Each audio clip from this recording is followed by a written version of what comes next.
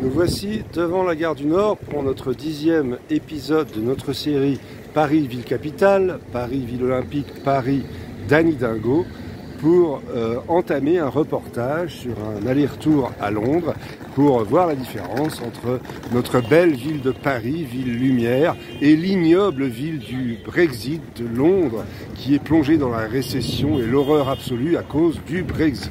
Donc voici cette extraordinaire façade du 19e siècle en pierre de taille de la gare du Nord, inégalée, n'est-ce pas, avec les embouteillages devant, les travaux de la ville de Paris, les poubelles, les travaux à gauche, à droite, partout, et les jolis embouteillages et la population, la fameuse population de Paris que le monde entier nous envie, les belles petites femmes de Paris, les femmes de Pigalle, les Parisiens pressés, voilà, et absolument aucun public constitué de drogués, d'héroïnomanes, de consommateurs de crack, comme vous allez pouvoir le constater dans l'horrible ville du Brexit de Londres, n'est-ce pas? Alors, une petite avancée sur cette jolie petite sculpture sataniste, voilà, donc la population de la belle ville de Paris, de la gare du Nord, là où débarquent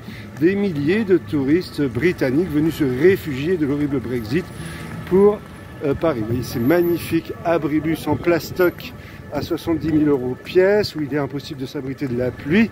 Voilà la modernité parisienne, la modernité d'Anne Hidalgo. Et nous terminerons sur cette entrée orientale de la gare de l'Est, où vous allez pouvoir admirer cette magnifique population de bobos parisiens, n'est-ce pas? Ah oui, évidemment il pleut aujourd'hui, normal, nous allons à Londres, il est forcé qu'il pleuve, et voilà cette magnifique population de la ville de Paris, tous ces Britanniques qui débarquent pour admirer le Paris du 21e siècle, le Paris moderne. Et nous pouvons terminer là-bas, je ne sais pas si vous le devinez, tout au bout, nous avons une magnifique innovation de la haute technologie française, de la sidérurgie française. Vous ne pouvez pas deviner ce que c'est, eh bien, je vais vous le dire. Ces panneaux inclinés sont destinés à empêcher les jolies petites parisiennes, n'est-ce pas, d'uriner contre les murs. Vous voyez, nous allons nous approcher, nous terminerons notre reportage côté parisien, bien sûr, après nous continuerons par Londres, sur ce côté-là, vous voyez, magnifique invention, des blocs en acier chromé, je ne sais quoi, inclinés pour empêcher les jolies petites parisiennes d'uriner contre les murs. Voilà. Alors nous terminons cet exposé et nous prenons le train pour Londres. Et rebonjour. Eh bien, après 2h30 de trajet, plus l'attente, la douane, etc., nous voici arrivés à Londres après Paris et nous pouvons constater la décadence de ce pays après le Brexit. Vous voyez la gare de Saint-Pancras ici, vous pouvez constater que cette architecture totalement décadente, quand on la compare à celle de notre belle ville lumière, qui est tombée en ruine, et les Britanniques n'ont plus d'argent pour entretenir cette vieille architecture. Ils seront bientôt obligés de la détruire à coup de... Eh bien, vous pouvez constater aussi cette foule désœuvrée de Britanniques tombés dans le chômage de masse à cause de la sortie de l'Union européenne, cette foule de touristes, vous voyez, vous pouvez constater, contrairement à notre belle gare du Nord, cette foule composée d'anciens indigènes victimes du colonialisme, racisés, tombés dans la consommation excessive de crack, réduits à l'état de véritables zombies à cause du Brexit, à tout cela dont nous sauve notre belle construction européenne dans notre belle ville magnifique de Paris, notre ville d'Anne Hidalgo, notre ville capitale, notre ville olympique. Vive la République, vive la France, vive l'Union européenne. À vous les studios. Nous continuons notre reportage après nous être déplacés dans le centre de Londres, où nous allons pouvoir constater de nos yeux de fact-checker, c'est-à-dire agitateur de faits, à quel point tous les racontards de l'ignoble extrême droite de M. Asselineau, de M. Philippot et consorts, heureusement que l'Union européenne censure ces dissipateurs de mensonges, eh bien Londres, l'Angleterre, à cause du Brexit, est plongé dans une récession terrible, une crise terrible. Voici un concessionnaire automobile que nous ne nommerons pas, qui est en train de fermer ses rideaux car plus personne ne peut acheter ces horribles voitures à essence, n'est-ce pas? Et nous allons faire un tour pour voir comment dans ce parc, il est totalement impossible pour les familles avec enfants de s'installer car ce parc est infesté de tentes, de migrants et même de résidents qui n'ont plus de quoi se payer un loyer. Et ce parc est infesté de drogués, crackers, héroïnomanes, toxicomanes, fumeurs de cannabis, revendeurs à la sauvette de tabac, etc. Contrairement à notre belle, magnifique ville de Paris, ville capitale, ville olympique, ville d'Anne Hidalgo, où tout va bien dans le meilleur des mondes. Vous voyez, regardez ces immeubles vétustes qu'on ne peut plus entretenir car les gens n'ont plus les moyens. Ici, un chantier car un immeuble s'est écroulé. Des familles ont été tuées, décimées ou jetées à la rue. Et on est en train de reconstruire des bicoques en bois pour pouvoir les loger et survivre à l'hiver qui s'est abattu sur l'Angleterre. Voilà, nous faisons le tour. Vous voyez ce terrible état dans lequel est l'Angleterre du Brexit à cause de ces horribles Asselineau, Philippot et consorts. Vraiment, écoutez les médias mainstream, écoutez-nous, ne croyez pas les mensonges des gens qui prétendent que le Frexit serait un carnage pour l'économie française. Vous l'avez constaté par vous-même. Alors, nous sommes encore à Londres, nous sommes le samedi, quelque chose comme 18 ou 17 février 2024, et voici entre Hyde Park, le monument à Prince Albert, et le Royal Albert Hall, une manifestation pour la Palestine qui est organisée avec comme mot d'ordre contre le génocide palestinien. La Palestine sera libre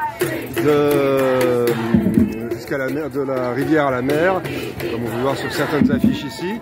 Et vous avez ici donc le Royal Albert Hall et cette manifestation qui a l'air assez fournie. D'ailleurs, j'avais vu depuis ce matin des drapeaux palestiniens et des caissiers partout dans la ville, absolument partout. Donc c'est une manifestation massive et vous pouvez remarquer donc dans ce pays victime de l'horrible Brexit, dans ce pays tombé à l'état d'un pays du tiers-monde, vous pouvez remarquer effectivement les gens extrêmement pauvres qui mendient partout, des hobos dans la rue, des mendiants, des drogués, voilà, que nous n'avons plus à Paris depuis que nous avons fait le choix courageux de rester dans l'Union européenne. Et vous pouvez remarquer aussi que cette manifestation antisémite, anti-vax, d'extrême droite, tout ce que vous voulez, se fait dans le calme, sans un seul policier à la vue. Hein, là-bas, vous avez des messieurs avec des casquettes et des gilets jaunes. Je ne crois pas que ce soit des polices. Enfin, la police, il y a des pompiers, bien sûr, pour la sécurité quand même en cas de problème de santé. Mais je ne vois pas un seul policier à la ronde. C'est bien la preuve que cet État n'a plus de quoi se payer une police pour protéger la population des manifestations antisémites, n'est-ce pas? Ils sont vraiment au fond du trou. Hein. Et c'est horrible quand même que cette manifestation se déroule comme ça sans trouble. Je suggère au Premier ministre britannique de passer un petit coup de fil à Choupinet et à Chibrit pour leur demander un petit conseil pour organiser des black blocs ou je ne sais quoi, parce que ça manque vraiment. Ici, ça manque de fumigène. Vous voyez, dans notre belle démocratie française et parisienne, nous avons quand même beaucoup mieux que ça. Nous sommes quand même beaucoup plus forts grâce à l'Union européenne. Ah, regardez, un mot d'ordre d'extrême droite, là, c'est horrible, horrible, horrible. Oh là là, que des antisémites, des militants fascistes. Hein. Quelle horreur que ce pays. Vivement que nous rentrions à Paris. Allez, on arrête pour ce petit reportage. Voici maintenant au nord-est de Londres, au site olympique des Jeux de 2012, et nous allons pouvoir observer la différence flagrante entre la déliquescence dans laquelle est tombée le Royaume-Uni suite au Brexit et l'ascension fulgurante de notre beau Paris, de notre belle France, qui a fait le bon choix de rester dans l'Union européenne. Alors vous pouvez admirer ici le stade olympique, ou l'un des stades olympiques. Ici nous avons la ArcelorMittal Orbit, c'est une sculpture, la plus grande sculpture objet architectural de Grande-Bretagne, pas l'imitation vulgaire de notre magnifique Tour Eiffel par Anish Kapoor et Cécile Balmont, et qui contient entre autres le plus grand toboggan d'Angleterre ou du monde, je ne sais pas. Et nous avons ici des tours, des horribles tours de banlieue habitées par des horribles banlieusards, dealers, islamisés, djihadistes, tout ce que vous voulez, n'est-ce pas? Les gens n'osent pas se rendre dans cet endroit. Ici, nous avons l'horrible piscine de Zaha Hadid, à l'architecture très reconnaissable, le centre aquatique, qui a servi pendant les Jeux Olympiques. Et là, nous avons un pont, et nous avons une cité résidentielle et un immense centre commercial qui, vous le voyez, est fréquenté par des hordes de banlieusards agressifs, des drogués, des consommateurs de crack en quête de portefeuilles, de sacs à main qui sont prêts à vous assassiner pour avoir leur dose quotidienne. Vous pouvez le constater. Là, voilà, vous pouvez constater la foule horrible qui zone dans cet endroit, et c'est vraiment affreux comparé à notre beau Paris, notre belle France, sous la gouvernance de Emmanuel Macron et son chibrite, et de Valérie Pécresse et Anne Hidalgo. Vive la République, vive la France, vive l'Union européenne. Nous voici de retour à Paris, devant la fameuse Adidas Arena, pour mettre un terme à notre reportage sur Londres et Paris. Nous admirons ce nouvel édifice qui vient d'être inauguré par Madame Anne Hidalgo, maire de Paris, et qui pourtant garde toujours ses barrières pour interdire au peuple d'admirer cette merveille de l'architecture française du 21e siècle, n'est-ce pas? Donc l'Adidas Arena, qui incarne à la perfection l'idéal olympique avec cette marque de chaussures de sport ou de vêtements de sport, n'est-ce pas, est située au sein d'un quartier rayonnant, verdoyant, la porte de la Chapelle, que vous pouvez admirer ici, vous voyez, avec des grues de chantier, un arrêt provisoire de bus, un autre chantier, vous voyez. Alors, je ne sais pas ce qui s'est passé, mais d'habitude, à cet endroit, il y a beaucoup de migrants racisés qui viennent taper au carreau des automobilistes à toute heure de la journée pour leur demander un peu de quoi subsister pendant qu'ils travaillent, puisque ce sont des travailleurs immigrés, forcément.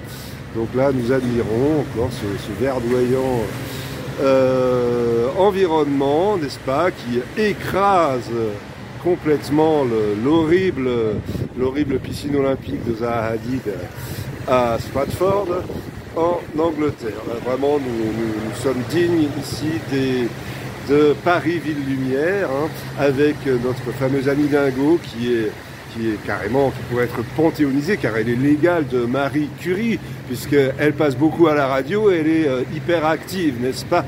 Et bien, sur cette image fabuleuse de notre avenir radieux parisien, nous mettons un terme à ce numéro à ce 10e numéro de notre série Paris, ville capitale, Paris, ville olympique, Paris d'Anne Hidalgo.